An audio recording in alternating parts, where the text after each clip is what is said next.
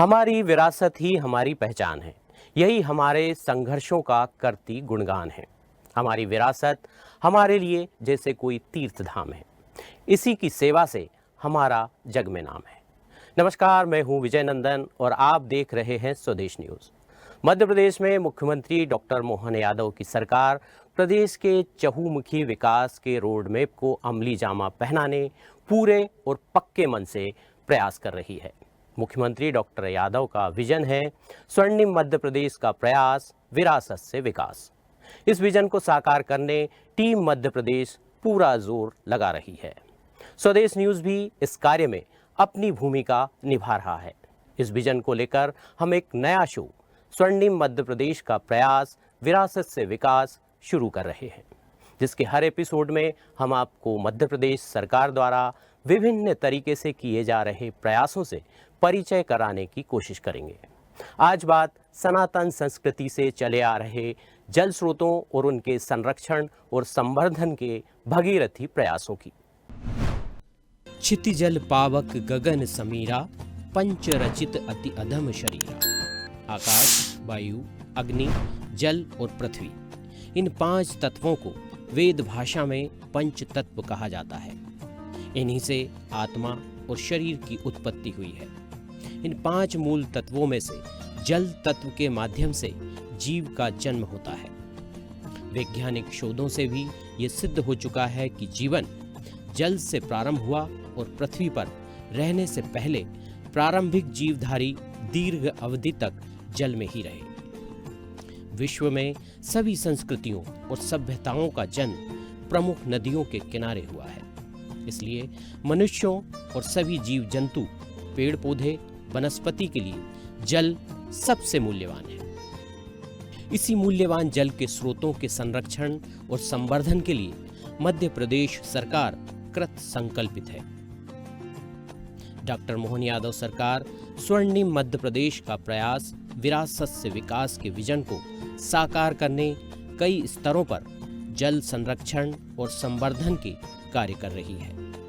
आनंद से बोलो महाकाल महाराज की, क्षिप्रे महारानी की, भारत माता की। इस विरासत से विकास की ओर बढ़ते कदम के आधार पर हम सब संकल्प करें, हमारे प्रदेश के एक एक नागरिक के जीवन में बेहतरी के लिए इस सरकार के बलबूते पर जब आगे हम निर्माण की कोई कल्पना बनाते हैं, अधोसंरचना की बात करते हैं, तो अधोसंरचना के सारे कामों में खास करके एग्रीकल्चर बेस हमारा राज्य है और कृषि आधारित अर्थव्यवस्था के लिए कोई भी खेती का रकबा बढ़ाने के लिए सबसे बड़ी भूमिका पानी की होती। जल ही जीवन है। 30 मार्च से ही गुड़ी पड़वा, वर्ष प्रतिपदा के दिन से ही, हाँ, वर्ष प्रतिपदा, गुड़ी पड़वा, जो भी हम कहें उसको, तो 30 जून तक जल गंगा संवर्धन का अभियान पूरे मध्य प्रदेश में चलेगा।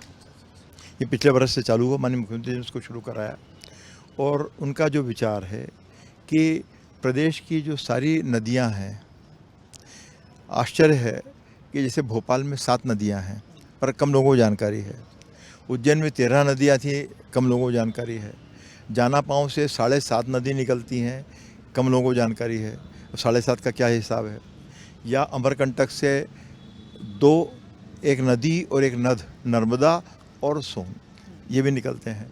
तो लगभग प्रदेश में 212 नदियां हैं जो सूख गई हैं या जो।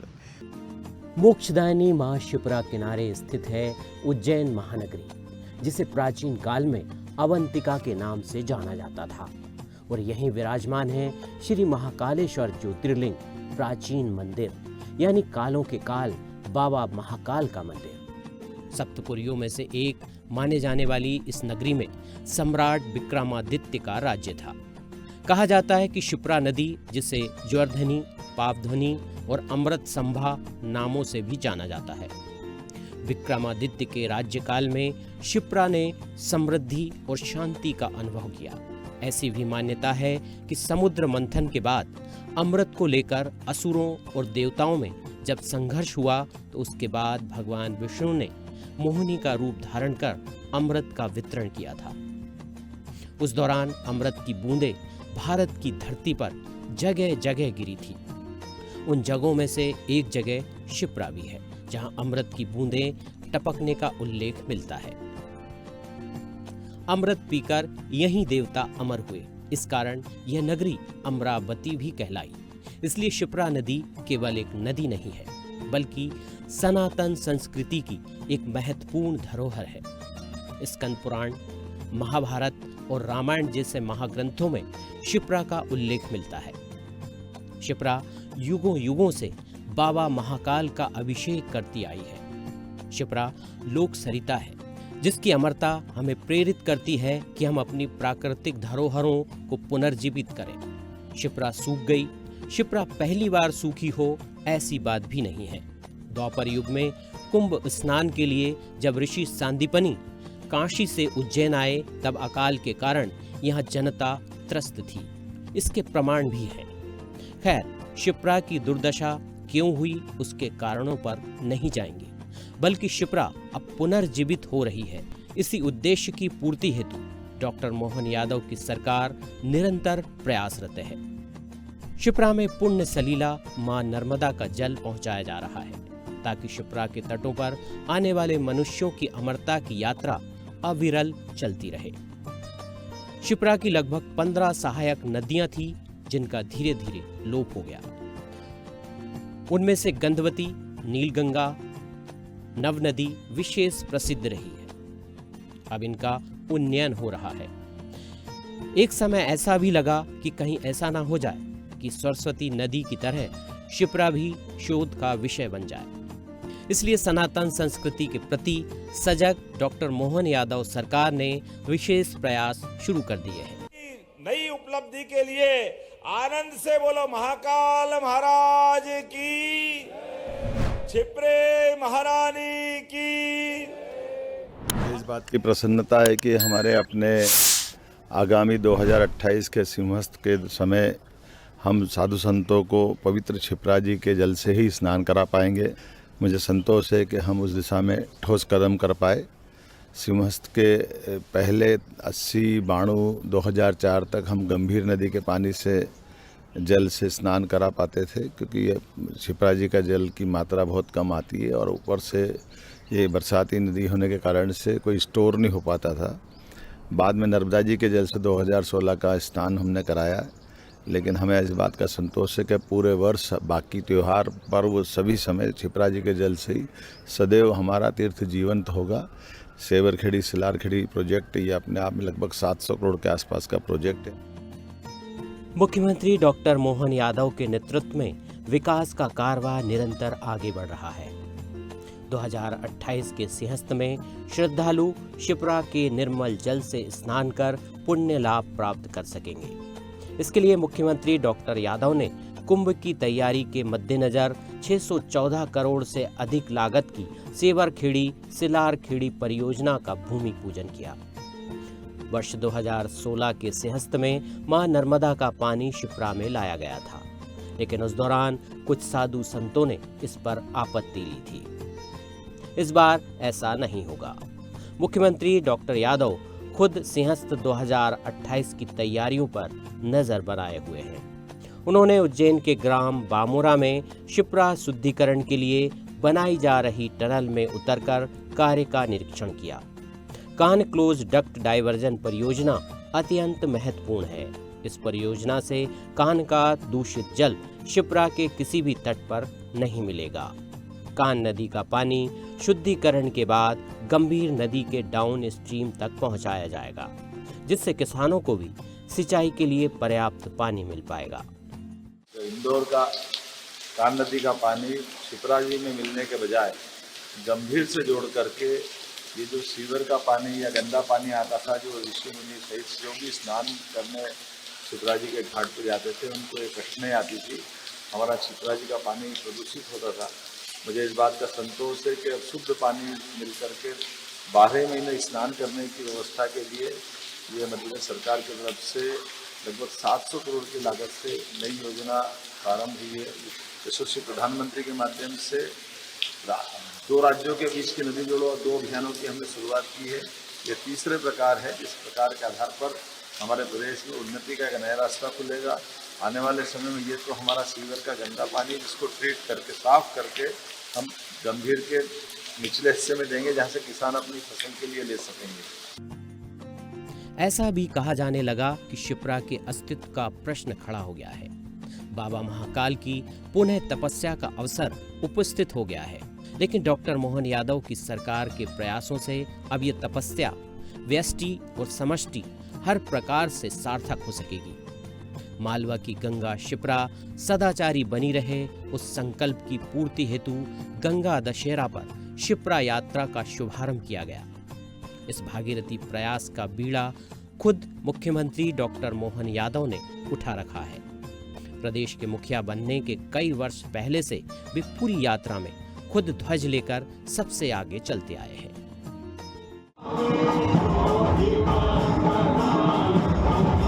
उज्जैन में पवित्र शिप्रा के जल से स्नान करें, पीने का पानी की उपलब्धता हो, और लगभग 50 साल बाद ये मौका आ रहा है तो उज्जैन में शिप्रा के घाट शिप्रा के जल से पूरे साल प्रवाहमान रहेंगे। स्नान के लिए, पीने के लिए शुद्ध जल मिलेगा। हम पिछले 5 सिंहस्थ के बाद ये मौका पाएंगे 2028 में, जब हमारे साधु संत महामंडलेश्वर, आचार्य महामंडलेश्वर और शंकराचार्य अपने शुद्ध जल से यहाँ आचमन कर सकेंगे, स्नान कर सकेंगे, और ये पूरे वर्ष जो भी तीर्थयात्री यहाँ आएगा स्नान करने के लिए उसको शुद्ध जल मिलेगा। मध्य प्रदेश में जल स्रोतों के संरक्षण और उनके पुनर्जीवन के लिए डॉक्टर मोहन यादव सरकार विशेष अभियान चला रही है। पर्यावरण दिवस 5 जून से मुख्यमंत्री डॉक्टर यादव ने 10 दिनों तक हर जिले में जल स्रोतों जैसे नदी, कुएं, तालाब, बावड़ी को साफ स्वच्छ रखने के लिए आवश्यकता होने पर उनके गहरीकरण के कार्य किए जाने का अभियान चलाया। डॉक्टर मोहन यादव सरकार ब्लॉक और जिला स्तर पर पूरे प्रदेश में इस तरह के छोटे छोटे प्रयास तो कर ही रही है। विरासत से विकास के विजन के तहत बड़े स्तर पर भी मानव कल्याण हेतु जल परियोजनाएं धरातल पर उतारी जा रही हैं। डॉक्टर मोहन यादव सरकार स्वर्णिम मध्य प्रदेश का प्रयास विरासत से विकास के विजन की सबसे बड़ी योजना है लगभग 5,121 करोड़ लागत की केन बेतवा परियोजना, जिसका शिलान्यास 25 दिसंबर 2024 को खजुराहो में माननीय प्रधानमंत्री नरेंद्र मोदी जी के कर कमलों द्वारा हुआ। आज हमारी सरकार देश भर में नदियों को जोड़ने के अभियान को गति दे रही है। केन बेतवा लिंक प्रोजेक्ट का सपना भी अब साकार होने वाला है। केन बेतवा लिंक प्रोजेक्ट से बुंदेलखंड क्षेत्र में समृद्धि और खुशहाली के नए द्वार खुलेंगे। इसके पहले 17 दिसंबर 2024 को जयपुर में माननीय प्रधानमंत्री नरेंद्र मोदी जी द्वारा पार्वती काली सिंध चंबल नदी जोड़ो परियोजना का शिलान्यास हुआ। लगभग 72,000 करोड़ लागत के इस प्रोजेक्ट से न सिर्फ एमपी बल्कि राजस्थान में भी मानव कल्याण की कोशिशें साकार होंगी। एमपी के ग्वालियर, चंबल व आगरा, मालवा के 13 जिलों को न सिर्फ पेयजल बल्कि सिंचाई का पानी मिलेगा। पानी पारस है, जैसे पारस लोहे को स्पर्श करें और लोहा सोना हो जाता है, वैसा पानी जहां भी स्पर्श करे वो एक नई ऊर्जा और शक्ति को जन्म दे देता है। जैसे ही एमपी और राजस्थान में भाजपा सरकार बनी तो पार्वती, काली सिंह, चंबल परियोजना, एमपीकेसी लिंक परियोजना पर समझौता हो गया।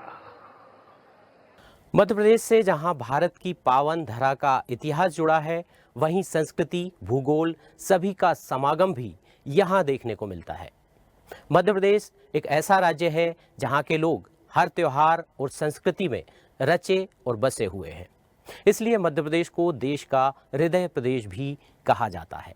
जी हाँ, आपको बता दें, मध्य प्रदेश ये एक ऐसा राज्य है जहां छोटी से छोटी और बड़ी से बड़ी 200 से ज़्यादा नदियां बहती हैं, जिनमें से ऐसी कई नदियां हैं जो ना सिर्फ प्रदेश बल्कि देश के अन्य राज्यों को पीने का पानी और किसानों के लिए सिंचाई की ज़रूरतों को पूरा करती हैं।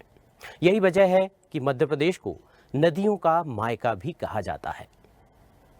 पहले दौर में मध्य प्रदेश की जिन नदियों को संरक्षण के लिए शामिल किया जा रहा है उनमें चंबल, ताप्ती, सोन, बेतवा, तवा, शिवगंगा, वेनगंगा, केन, सिंध, काली सिंध, गार, शक्कर, वर्धा, कुंवारी, पार्वती नदियां प्रमुख हैं।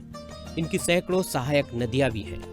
प्रदेश की प्रमुख नदी वैसे तो नर्मदा है, लेकिन इसे इसमें शामिल नहीं किया गया है। इसकी वजह है नर्मदा नदी संरक्षण के लिए सरकार द्वारा अलग से प्रोजेक्ट तैयार किया जाना। माँ नर्मदा के स्थान खास करके अमरकंटक से लगा करके जहाँ तक वो प्रदेश की सीमा से आगे तक जाती है, माँ नर्मदा के दोनों किनारे की पवित्रता बनी रहे, माँ नर्मदा की जलधारा अविरल बहती रहे, पर्यावरण से कोई नुकसान नहीं पहुँचे, जल की शुद्धता के आधार पर सीवर की नज़दीक की बस्तियों की उससे भी बचाव होता रहे, तो सरकार ने अलग अलग विभागों का समन्वित रूप से प्लान बनाया है। ये मध्य प्रदेश सरकार के ही प्रयास हैं कि जल संचयन और जल संरक्षण के क्षेत्र में प्रदेश देश में प्रथम स्थान हासिल करता रहा है और इसके लिए केंद्र सरकार से पुरस्कार भी पाता रहा है। जल संसाधन के बेहतर उपयोग, जल संरचनाओं के संरक्षण एवं संवर्धन में उत्कृष्ट कार्य के लिए केंद्रीय जल शक्ति मंत्रालय ने मध्य प्रदेश को राष्ट्रीय जल पुरस्कार की सर्वश्रेष्ठ राज्य श्रेणी में प्रथम पुरस्कार से सम्मानित किया। राष्ट्रपति श्रीमती द्रौपदी मुर्मू द्वारा 5वें राष्ट्रीय जल पुरस्कार से पश्चिम जोन के अंतर्गत इंदौर को सर्वश्रेष्ठ जिले के तौर पर पुरस्कृत किया गया। ये सम्मान ऐसे ही नहीं मिले हैं। इसके लिए जिला टीम ने कई भागीरथी प्रयास किए हैं, जिनमें अजनार, बालम, चोरल, कराम, मोरल और पाताल पानी नदियों के जल संग्रहण के प्रबंध किए गए। बृहद रूप से पौधरोपण, जल संरचनाओं को रिचार्ज किया गया। विरासत से विकास के विजन के अंतर्गत डॉक्टर मोहन यादव की सरकार ने भारतीय वैदिक संस्कृति की परंपरा को आगे बढ़ाते हुए पूरे प्रदेश में जल गंगा संवर्धन अभियान चलाया, जिसके अंतर्गत सभी जिलों में नदी, तालाबों, कुओं, बावड़ियों समेत जल स्रोतों के जीर्णोद्धार एवं साफ सफाई का कार्य किया गया। इस अभियान की सफलता इस बात से आंकी गई कि अभियान ने प्रदेशवासियों की जल संरक्षण के प्रति उनकी चेतना को जागृत कर दिया।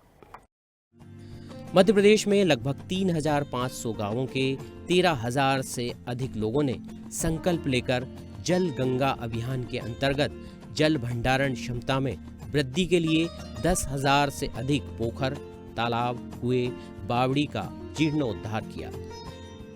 अभियान की मंशा अनुसार प्रदेश के सभी 55 जिलों में जनप्रतिनिधियों, प्रशासनिक अधिकारियों, स्वयंसेवी संस्थाओं तथा जन समुदाय द्वारा वृक्षारोपण, जल स्रोतों की साफ सफाई हेतु श्रमदान, जल सम्मेलन जैसे कार्यक्रम आयोजित किए गए।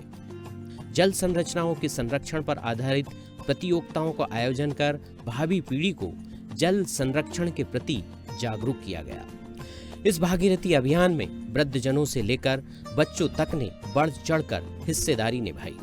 जल संरक्षण के प्रति जन चेतना जागृत करना इस अभियान की विशेषता बन गई।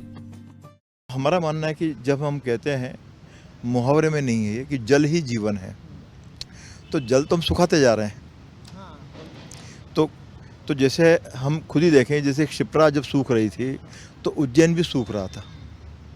महाकाल की जब हम उपेक्षा कर रहे थे तो शहर भी उपेक्षित था और दरिद्र था। पिछले 5-7 सालों में जो उज्जैन का 10 सालों में जो विकास हुआ है और वो बहुआयामी है, माने विज्ञान की गतिविधियाँ वहाँ हो रही हैं। इसके अलावा उद्योग का भी विषय भी है, साइंस सिटी भी बनने जा रही है, मेडिसिटी भी बनने जा रही है, ऐसी तमाम सही गतिविधियाँ हो रही हैं। तो ये जो जल गंगा संवर्धन के बहाने से प्रदेश की नदियों को न केवल खोजना, उनके आख्यान के बारे में अवगत होना, समाज को सुपरिचित कराना कि भाई कौन सी नदी, नर्मदा है तो कैसे आरंभ हुई, सोन है तो उसका क्या पौराणिक और पारंपरिक क्या महत्व है। नदी संरक्षण का सबसे बड़ा प्रोजेक्ट पवित्र सलीला मां नर्मदा का है। एमपी में 1077 किलोमीटर लंबी नर्मदा नदी की वास्तविक स्थिति का सर्वे 41 सहायक नदियों के भी संरक्षण की योजना बनाई गई है। आदिकाल से लेकर वर्तमान काल तक जल ही जीवन है की उक्ति चरितार्थ होती आई है। यानी पृथ्वी पर जल की आवश्यकता तब भी थी और आज भी बनी हुई है। वो कहते भी है ना, जल बिन जीवन नहीं। सनातन संस्कृति में वृक्ष एवं पशु पूजा की भांति अत्यंत पवित्र मानकर जल की भी पूजा की जाती है। जल जीवन का अमृत फल है। यह सभी प्राणियों हेतु अनिवार्य है। प्राचीन काल में मनुष्य वही फला फूला जहाँ पृथ्वी पर जल की आपूर्ति काफी मात्रा में थी। यह सत्य आज भी बरकरार है। तो देश के हृदय प्रदेश मध्य प्रदेश में मुख्यमंत्री डॉक्टर मोहन यादव की सरकार जल स्रोतों की प्राचीन धरोहरों की विरासत के संरक्षण संवर्धन के भगीरथी प्रयासों में तो लगी ही है। जो नदियां विलुप्त हो गई हैं, उनके उन्नयन के प्रयास या यूं कह लें कि उन्हें जीवित करने वैज्ञानिक तरीके से भी प्रयासों में जुटी है। निश्चित ही स्वर्णिम मध्य प्रदेश बनाने में उनके ये प्रयास सार्थक सिद्ध होंगे। जल संरक्षण पर हमारी खास पेशकश में आज इतना ही। अगले हफ्ते एक और एपिसोड में देखिए मध्य प्रदेश की ऐतिहासिक विरासत से विकास की अवधारणा कैसे फलीभूत होगी। मुझे दीजिए इजाजत और आप देखते रहिए स्वदेश न्यूज। नमस्कार।